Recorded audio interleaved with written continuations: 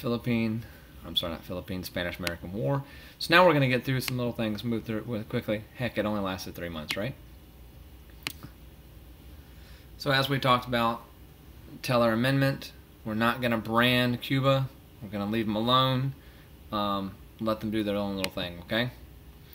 Now, as I said, it's called the Splendid Little War. And where people die and stuff, that can never be splendid. Splendid Little War is the nickname of the Spanish-American War because they thought it'd be over with really quickly, and they were right. Now, this is a problem because going into World War I, we thought it'd be over really quickly, and we were wrong. So, now, a major person here is Commodore George Dewey. And George Dewey was put in charge of two things. The last of the Spanish Empire, which they had a ton here in this continent. The last they have in the world is they have the Philippines and they have Cuba. And we're out to get rid of both of those. So we decided we're going to take out the Philippines first. So George Dewey is responsible for going into the Philippines and liberating the Philippines from the Spanish. Now, he had to get some help, and we'll talk about that in a little while, who that man is and what happened. So the Philippines are taken first, and then the Spanish are left to retreat to Cuba. The idea is hopefully we can liberate Cuba before that happened. The Philippines, here they are. It's a group of islands. It was controlled by the United States for many, many years, and we'll get into that whole discussion later on. Now, in Cuba itself, Teddy Roosevelt. Yes, Teddy Roosevelt. He's not vice president this time because that happens in 1900, okay? But what essentially happens here, he resigns his post as Assistant Secretary of the Navy to go and volunteer with Leonard Wood's group to take on the Spanish. And so he got these actors, and he got college athletes, and he got cowboys, and they called themselves the Rough Riders. All right, so the Rough Riders are a voluntary cavalry unit. Teddy Roosevelt is one of them. He's not the one in charge. He's actually kind of an assistant. But the big picture we have of them is people were there to draw about it. This is the charging of Kettle Hill, San Juan Hill, and this was the big climactic battle in Cuba. Now, with that out of the way, it goes pretty well. Now, the number one killer in the Spanish-American War is this guy, a mosquito. Mosquitoes kill vastly many more people than the Spanish did. And so how did this happen?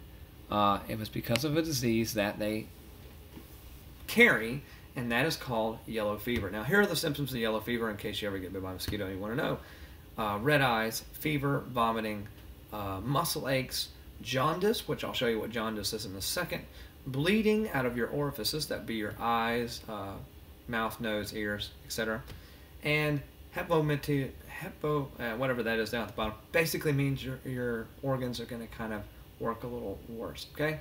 Now, the most telling sign of yellow fever is the jaundice.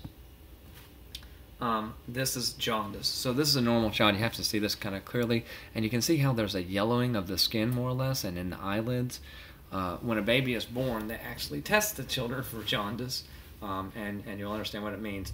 So that's really the telltale sign of those things, okay?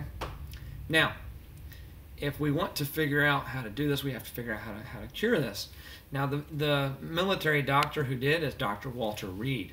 Dr. Walter Reed is the man who figured out that the mosquitoes are carrying yellow fever. And you're like, well, duh. Well, we didn't know that. We thought it was just like this mystical thing, and then we started putting the pieces together, and we figured out different ways to get around this. Another man, Colonel William Gorgas, right here, decides he wants to do something, and his technique was called oil smothering. And he basically took some crude oil, refined it down to where it wasn't necessarily so harmful, but it did hurt the environment somewhat.